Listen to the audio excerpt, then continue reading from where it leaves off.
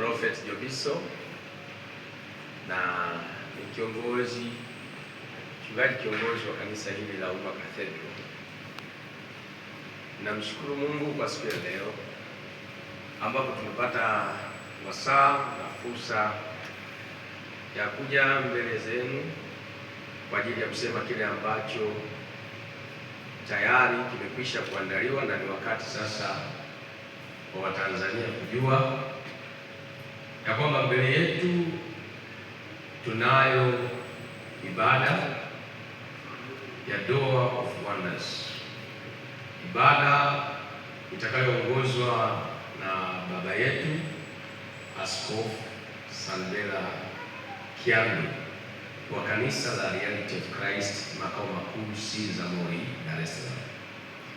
Ibada hii itafanyika hapa kanisani Umma Cathedral, Moshi, Kilimanjaro, tarehe 27 mwezi wa 6.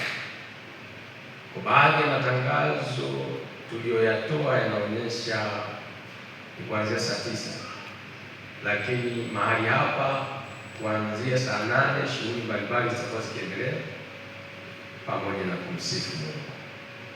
Ibada hii ya mlango au Door of Wonders ni mahususi kwa ajili ya breakthrough, na neno tulilosimama nalo linatoka katika kitabu cha Ufunuo wa Yohana sura 3 mstari wa 8.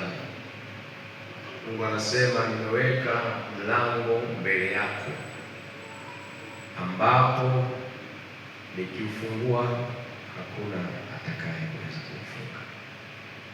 Mungu ametuwekea mlango mbele, na katika uhalisia wake mlango utakuwepo mahali hapa. Ni ibada kamili. Wenye ugonjwa ambao wanapita kwenye changamoto mbalimbali za maisha, wanaomwamini Mungu kwenda viwango vingine, watu ambao wanataka kuona tu nguvu za Mungu, na wengine wanamwamini Mungu katika jambo nguvu za Mungu, baba yetu wa kiroho atakuwepo hapa. Ibada hii sio ya madhehebu. Ibada hii ni ya watu wote kwa dini zote. Tumetoa taarifa hii mapema ili kuweza kuruhusu wanaweza kusafiri kutoka mikoani waweze kufika kwa wakati. Tarehe 27 mwezi wa 6 itakuwa siku ya Jumamosi. Kwa mtu anaweza akapanga kusafiri mapema, wanaotoka Mbeya, wanaotoka Songwe, Rukwa, Mwanza na maeneo mengine ya mbali, Zanzibar. Mwaka jana tulikuwa na ibada kama hii, eneo hili halikutosha watu, lakini tunamtumaini Mungu kwamba wakati tutapata watu wengi zaidi. Lakini ili kulifanya jambo hili liwe na ibada ya sifa nzuri, basi tutakuwa naye mtumishi wa Mungu Rose Muhando. Yeye atakuwa akituongoza katika eneo la sifa.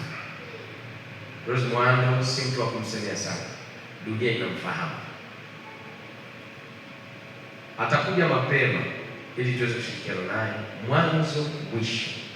Kwa hiyo tutaanza na kumsifu Mungu sana sana sana, na kwa sababu ibada hii ni ya watu wote na eneo letu si kubwa sana, tunasisitiza watu kuwahi ili kila mtu aweze kuweka kitu chake vizuri.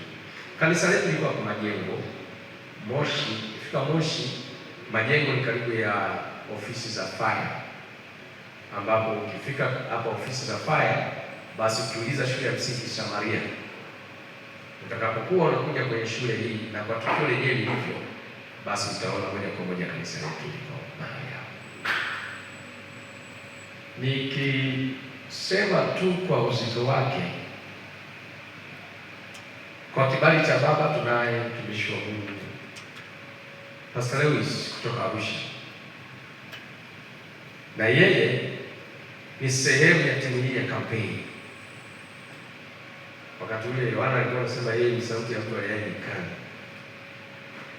na sisi ni sauti zinazonguruma kwa neema ya Mungu ndani ya mkoa wa Kilimanjaro na kuvuka mipaka kupitia vyombo vya habari. Mtumishi wa Mungu anafahamu sana mlango, anafahamu sana. Kwa hiyo nitamkabidhi na yaseme machache, na baadaye nitarudi kwa viongozi wa kanisa kwa kile ambacho wanacho. Lakini waandishi wa habari ambao wamehudhuria mahali hapa, nitambue umuhimu wenu. Kwa heshima kubwa ninaomba kusaidia kufungua ile pazia vizuri kabisa. Makofi na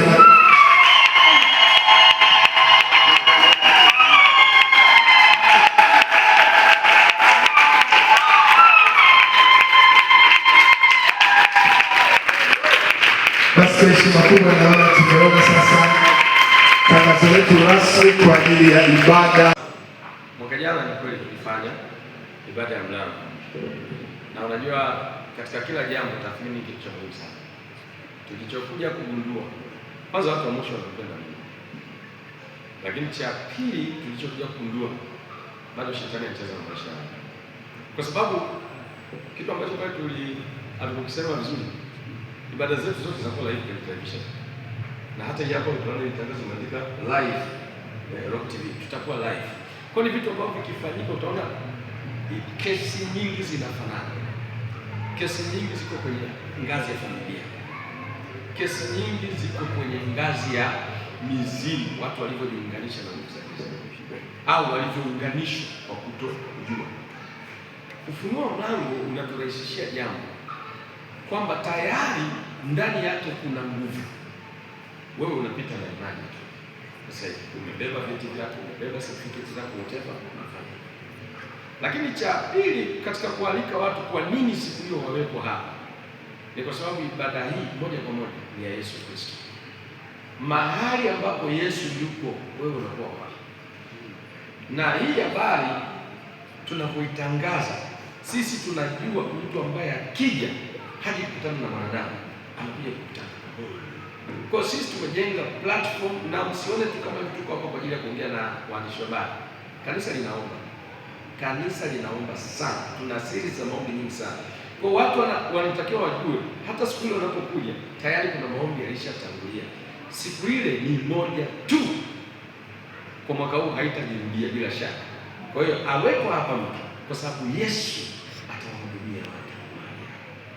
Asante sana. Labda pengine prophet, kwa upande wa ibada hii umesema kwamba labda pengine mtu mmoja, lakini ibada hii itakuwa na mchango gani hasa kwa taifa kwa ujumla?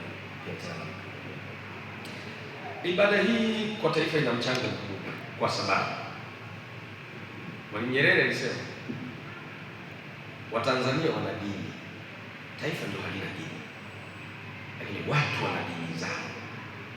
Sasa mchango ni, unajua hizi, Mungu akileta ufunuo haleti kwa watu wote. Wanalia Israeli wote, ufunuo anapewa Musa. Sasa ukipishana na Musa unaendelea kubaki tumwani. Kwa hiyo ibada hii ina mchango kwa kanisa kwenye eneo la kiroho. Mambo mengine serikali inatusaidia sana, bunge inatusaidia sana, mahakama inatusaidia sana, lakini tunapokuja kwenye jambo la kiroho, ndio maana serikali imetusaidia, kwa sababu wanatambua mchango wetu katika kuwainua na kuwasaidia watu kiroho, kwa eneo la kiroho. Kwa sababu kwa mfano mtu amesoma chuo, ni serikali. Sasa serikali ndio imeruhusu vyuo kuwepo, lakini anakwambia na mwaka wa 10 sipati kazi, si umeelewa? Ameenda kwenye interview mpaka ile kwa hakuna mtu mwingine, yeye peke yake ndio anagombea hiyo nafasi, na amekosa. Mtu ameenda hospitalini kutibiwa, si kila ugonjwa hautibiki whatever, lakini yako mambo ambayo ni ya kiroho kiasi kwamba hospitali hawezi kupata matokeo mazuri kwa sababu hali ni ya kiroho. Kwa sisi hapa tuko kuungana na serikali kwenye eneo la kiroho, kwenye eneo la kiroho ndio kazi yetu, na serikali inatujua kwamba sisi ni wachungaji na mipaka yetu ni kuhudumia watu kiroho, na ndicho ambacho tutakifanya sana mwezi wa 6. Labda nimepanga kukutana na watu wangapi kwa makadirio yenu, kwamba mwaka jana mlifanya, labda pengine mwaka huu makadirio yenu yakoje, na kama kanisa pia mlijipanga vipi kuhakikisha kwamba idadi hiyo mnaweza kuhudumia hata pia katika namna ya kuwaweka, kwa sababu tunaona pia baadhi ya ibada zimefanyika watu wanaumia, labda pengine inatokea mkusanyiko ambayo inapelekea watu kuumia. Mmejipangaje na ni watu wangapi wanakuja kabisa? Mwaka jana nikiri kwamba hatukuwa tumejiandaa vizuri, kwa sababu ilikuwa ni mara ya kwanza, na mimi nikawa weka sana viti hapa ndani, lakini kabla ya muda kufika mpaka nje nilikuwa kuna eneo la kuweka watu. Nakumbuka tulikuwa na wepesi tu kwamba tuliweka mahali tukaambia watu tukihitaji viti kwa ghafla tusaidie. Kwa hiyo tukajikuta tumepata viti vingi na mahema, lakini mwaka huu tumeshajua. Kwa mfano mwaka jana tulikuwa tuna watu zaidi ya 1800 kwenda 2000. Sasa tunahesabu viti vilivyokaliwa na watu waliposimama. Tulikuwa tunawasaidia wale wa nje kule, nasema ni overflow matenti. Tunatarajia wakati huu idadi itadamu. Changamoto za mwaka jana ambazo tumeziona ni wahudumu wanahitajika wengi zaidi kwa wale ambao wanapata changamoto, lakini pia hali ya kiusalama. Tunashirikiana na jeshi la polisi, tunaomba kibali ili na wenyewe watusaidie kusimamia hali ya usalama. Maana niseme tu kwamba si kila mtu anakuja ndani ya hiyo. Nasikia kunaweza kutokea vitu viwili vitatu ambavyo wenye profession zao watatusaidia, lakini idadi itagawa kwenda 3000 na kitu. Hicho tunatarajia hivyo, lakini pia katika huduma tumejipanga, kwa maana tutakuwa na wahudumu wengi, lakini na ulinzi kutoka jeshi la polisi. Kuna makundi maalum ambayo mmeyalenga, yani kuna makundi maalum ambayo mnayalenga na mmeyapendekeza na kuyasisitiza kwamba waje, mfano wazee, vijana, watoto au ikoje? Makundi maalum ni katika kupangwa namna ya kukaa, lakini watu ni wote. Ila tuna tahadhari kubwa kwa watoto, tuna utaratibu wao na mahema yao, na hasa watoto ambao wako kwenye usimamizi ndio tunahitaji zaidi. Lakini kwamba kama ni mtu ni mjamzito, kama mtu ni mzee, kama mtu ni mgonjwa, kama mtu ni mwenye uhitaji maalum wa aina yoyote, wahudumu wetu tunawatrain vizuri namna ya kuwapokea na kuhakikisha hao wanakaa eneo ambalo wamehudumiwa. Na mtu mgeni anafikaje? Kwenye matangazo ambayo baada ya leo yatatoka, yatakuwa yanaonyesha location, namna ya kufika mahali hapa. Baada ya leo tunafanya hili ili taifa lijue tu kuna kitu kinakuja, lakini moja kitu ambacho tutakifanya, na tutaweka pia mabango mengi sana kwenye mji